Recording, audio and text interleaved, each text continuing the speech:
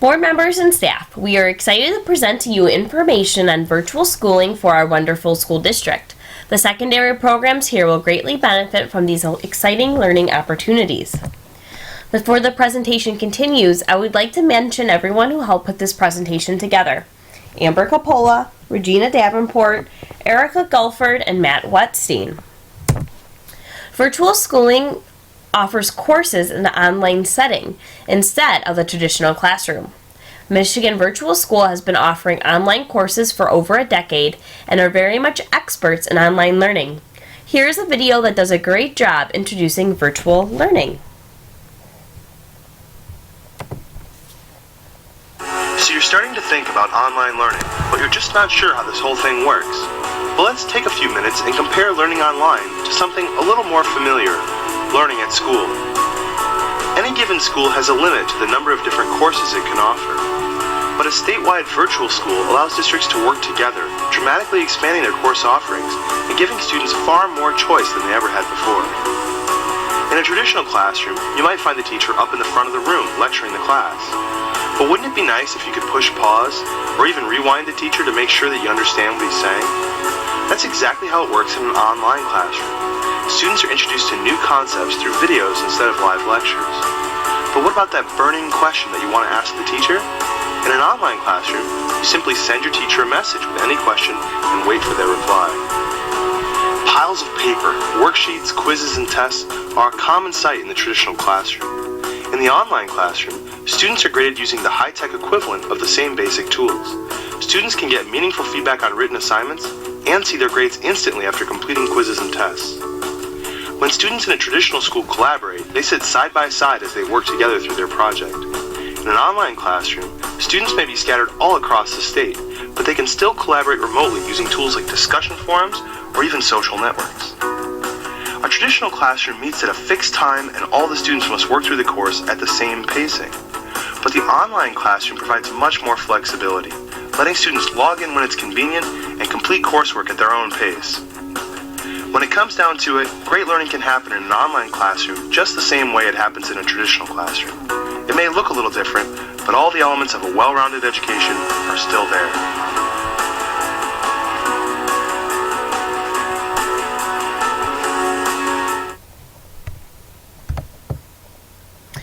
There are many benefits to virtual schooling for both the district and the student.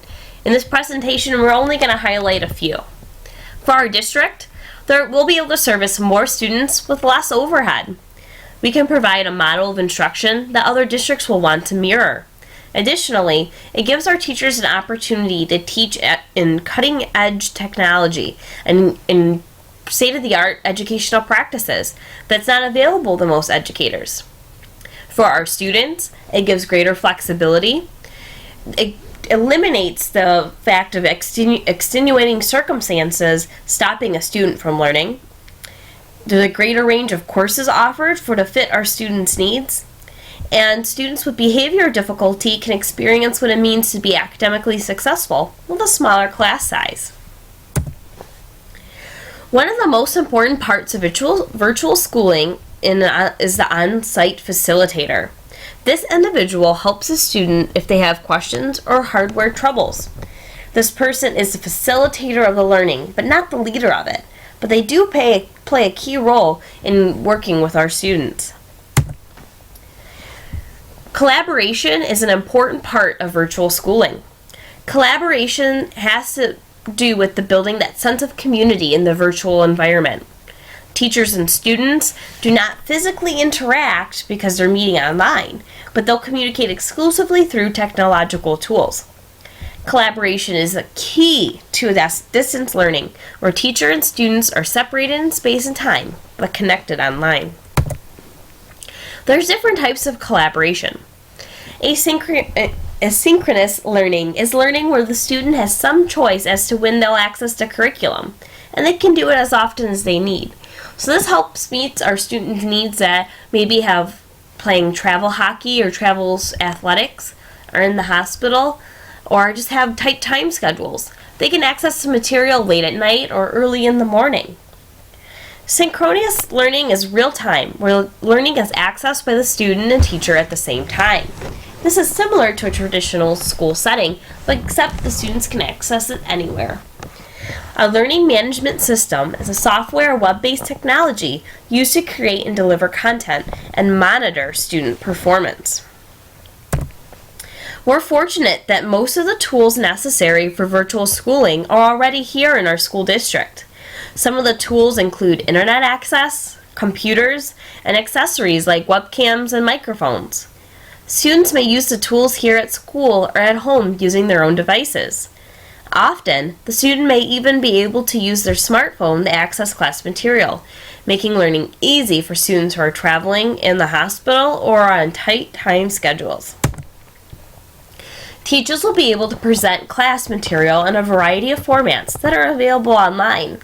Some of these tools are free, which make them a cost-effective solution for the school district. These tools include Google Apps for Education, Moodle, Blackboard, and various types of social media. Google Apps for Education is probably one of the most popular ones, and you probably already use it now without even realizing it. Google's created a great network for teachers and school districts to use, which include email with unlimited data storage, calendar, and access for different documents to make presentations and things of that nature, which are really powerful for our students. Blackboard is a tool that you probably used when you were in college, that you'll be able to just go on and you can do discussion boards, blog posts, and things like that. It's a popular system through universities and school districts across the country. You're probably familiar with it. Wikispaces is additionally a really great tool to use for collaboration, as I spoke about earlier. Students can create web pages that go into a different type of topic, and teachers can track the students' interactions and things like that. There's a lot of great projects you can use with communication and chat, and it's really a great tool for our students. And there's so many more. It's really the tools used in online learning are growing every day, and I'm sure the things I'm presenting to you on now might not even be around in 10 years because there'll be even better tools available because things are changing so rapidly. Virtual schooling. Now, is it effective or not effective? As we know, attending school is much more than learning information. It's learning information, socializing, participating in interactive peer groups, and developing those interpersonal skills. Will a student gain the above skills by attending a virtual school or only in a traditional setting? There are some negatives with online schooling. Decreased socialization or opportunities for interactive peer groups, opportunity to build interpersonal skills, and maybe less face-to-face interaction with teachers. But if the curriculum is prepared correctly and our awesome teachers do a great job implementing the curriculum and building great lessons, these things shouldn't be anything for us to worry about. We need to think about the future. And although there's some challenges with online learning, it's worth the work. The jobs that our students will be having probably don't exist yet. And we need to online learning is a key part into preparing them for those online and technological jobs that they'll probably have. We want to thank you for listening to our presentation today. If you have any questions, please contact us or refer to the paper located in the Google Drive folder.